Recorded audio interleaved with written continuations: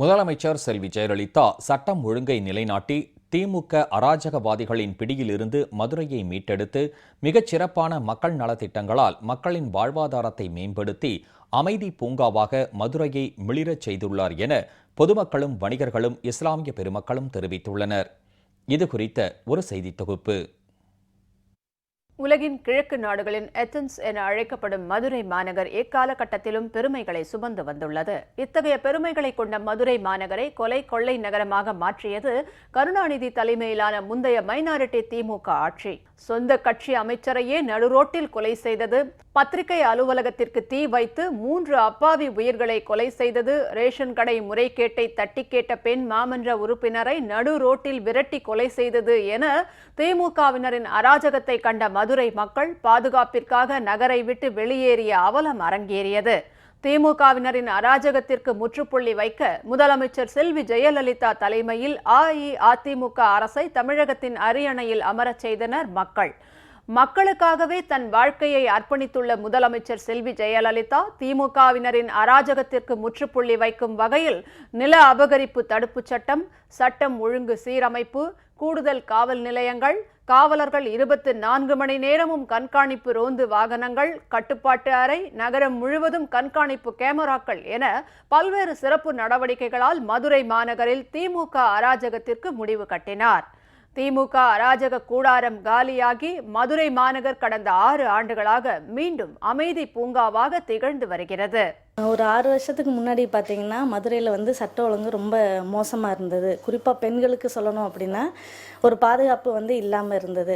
அதாவது எப்போ பார்த்தாலும் கொலை கொள்ளை, வீடுகளில் திருட்டு போகிறது, நிறைய வழிப்பறி, அந்த மாதிரி சம்பவங்கள் ரொம்ப அதிகமாக நடந்துட்டு இருந்தது. ஆனால் அம்மாவோட ஆட்சி காலத்தில் பார்த்தீங்க அப்படின்னா இந்த குற்ற சம்பவங்கள் ரொம்ப கம்மியாகி இப்போ சுத்தமாக இந்த மாதிரி எந்த ஒரு பிரச்சனையும் இல்லாமல் பெண்கள், குறிப்பாக பெண்கள் ஒரு பொது இடத்துக்கு போகணும் அப்படின்னா எந்த ஒரு பயமும் இல்லாமல் போயிட்டு வராங்க. குறிப்பாக இஸ்லாமிய பெண்கள் கூட வெளியே ஒரு பப்ளிக்கில் போயிட்டு வரணும்னா எந்த ஒரு பயமும் இல்லாமல் போயிட்டு வராங்க. அந்தந்த ஏரியாவில் இருக்கக்கூடிய காவலர்கள் இரவு நேரங்களில் ரோந்துக்கு வராங்க. ரெகுலராக எந்த ஒரு இடையூறும் இல்லாமல் தினமும் ரெகுலராக ரோந்துக்கு வராங்க. அந்த ஒரு சிறப்பான ஒரு செயல்பாட்டினால நாங்கள் எந்த ஒரு பயமும் இல்லாமல் ஒரு வெளியூருக்கு போகணுன்னாலும் நிம்மதியாக போயிட்டு வரோம். இந்த மாதிரி லா அண்ட் ஆர்டர் மதுரையில் சிறப்பாக செயல்பட்டு இருக்காங்க. இதுக்காக முதலமைச்சர் அம்மா அவர்களுக்கு என்னுடைய மனமார்ந்த நன்றியை தெரிவிச்சுக்கிறேன். ஒரு 6 வருஷத்துக்கு முன்னாடி பார்த்தீங்கன்னா மதுரையில் கட்ட பஞ்சாயத்து, வழிப்பறி, கொலை கொள்ளை இது அதிகமாக இருந்துச்சு. இப்போ முதலமைச்சர் அம்மா வந்த பிறகு குற்ற சம்பவங்கள் முழுமையாக தடைபட்டிருக்கு. சிசிடிவி கேமரா மூலம் கண்காணிக்கிறாங்க. காவல் நிலையத்தில் போலீஸ்காரங்க இரவு நேரத்தில் ரோந்து அதிகமாக இருக்குது.